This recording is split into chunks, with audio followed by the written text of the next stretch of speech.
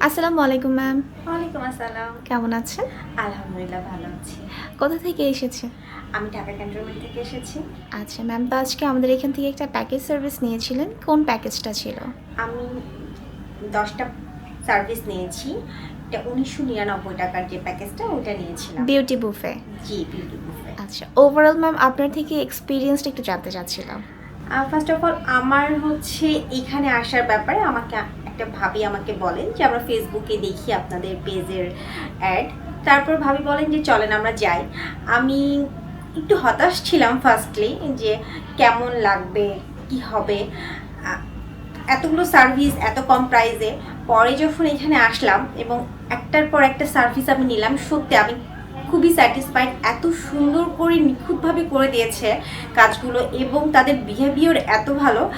Really আমি আসলে explain করে বলতে পারবো না তাদের এখানকার ওভারঅল সার্ভিস, বিহেভিয়ার সব কিছু যে এত বেশি ভালো বলে প্রকাশ করতে পারবো না আসলে। আমি রিয়েলি স্যাটিসফাইড।